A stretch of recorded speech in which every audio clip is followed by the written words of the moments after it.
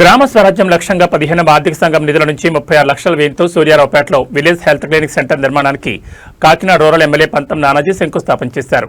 అనంతరం సూర్యారావుపేట గ్రామం మైనర్పేటలో వాటర్ ప్లాంట్ను ప్రారంభించారు.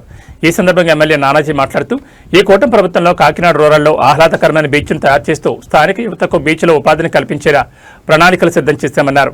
అదేవిధంగా ప్రజలకు కావాల్సిన మౌలిక సదుపాయాలను ఏర్పాటు చేస్తూ క్రీడలకు పెద్దపీట వేస్తున్నామన్నారు.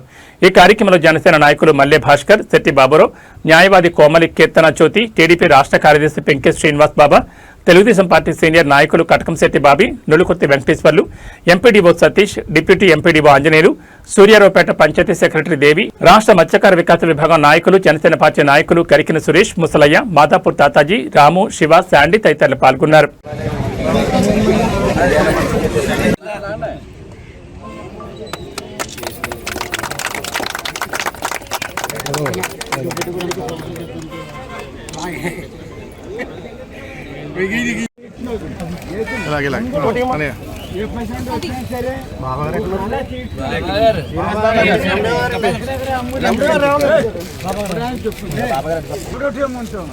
చేసింది కళ్యాణ్గడు ఓటు, కళ్యాణ్గడు ఓటు.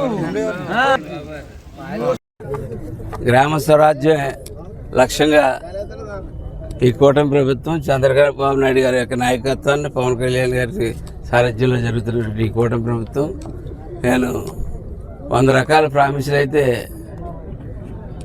చేయలేదు, కానీ చెప్పిన ఒక ఊళ్ళోనే ఎన్ని వస్తాయి. మౌలిక సదుపాయాలు, ఆహ్లాదకరమైన బీచ్, కాకినాడలో బీచ్ డెవలప్మెంట్, క్రీడా అభివృద్ధికి పెద్దపీట, అట్లాగే అనేక రకాలైన అంశాలు ఇవాళ కాకినాడలో చేయడానికి ప్రామిస్ చేయడం జరిగింది. క్రికెట్ స్టేడియం గురించి సైట్ అయితే ఎక్వైర్ చేయడం జరిగింది. అదేదో అభివృద్ధికి పరిగణలోకి తీసుకుని పశువులు తాగునీరు తొట్లు కానీ, పశువులకి ఒక ఈ పాకలు కానీ అన్నీ కూడా తీసుకోవడం జరిగింది.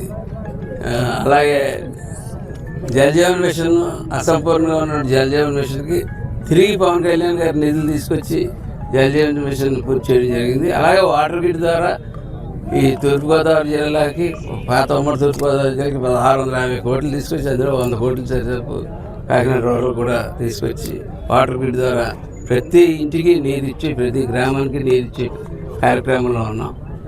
అలాగే మౌలిక సదుపాయాల్లో భాగంగానే ఇవాళ ఈ హెల్త్ క్లినిక్లు ప్రతి గ్రామంలో ఇంచుమించు 2-3 గ్రామాలు కలిసి పూర్వం పిహెచ్సి సెంటర్స్ ఎలా ఉన్నాయో అట్లాగే హెల్త్ క్లినిక్లు కూడా పెట్టడం జరుగుతుంది. కూడా మేము ఈ గ్రామంలో నెగ్గినటువంటి గ్రామం, అట్లాగే నా ఎలక్షన్లో కూడా పెద్ద మెజార్టీ ఇచ్చినటువంటి గ్రామం.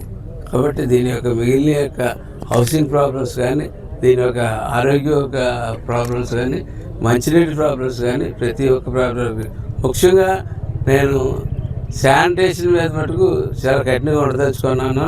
నేను లాస్ట్ టైం వచ్చినప్పుడు చూసినాను, ఇప్పుడు చూస్తూ ఉన్నాను. శానిటేషన్ అయితే మటుకు ఈ గ్రామంలో సరిగ్గా జరగట్లేదు.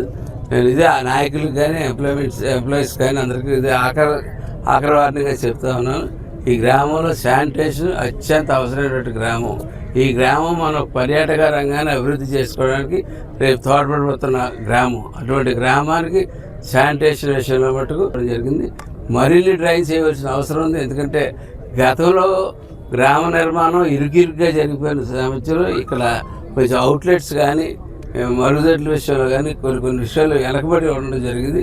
అవన్నీ ఒకదాని తర్వాత ఒకటి మౌలిక సదుపాయాల్లో చేసి నాకైతే ఒక మంచి ఆలోచన కూడా ఉంది. అది ముందు ప్రజలతో కూర్చుని ఆలోచనలు చేసి దీన్ని టూరిజంకి, ఆ బీచ్లో కూర్చుంటే ఈ విలేజ్ ఒక అందంగా కనపడేటటువంటి ఆలోచన నా మదిలో అయితే ఉంది. ఆ ఆలోచనను కూడా నేను త్వరలో మీ అందరితో కూర్చుని దాన్ని అమలు చేస్తానని చెప్పి తెలియజేసుకుంటూ హెల్త్ సెంటర్కి సహకరించినటువంటి పెద్దలందరికీ వెంటనే చెప్పిన వెంటనే ఏరియా ఖాళీ చేసి ఇచ్చేసినందుకు, అలాగే మీ ఊళ్ళో గుడి కూడా నేను పూర్తి చేస్తానని మాట ఇచ్చాను. ఆ గుడి కూడా పూర్తి చేస్తుంది. ఎటువంటి ఇంకా కార్యక్రమాలు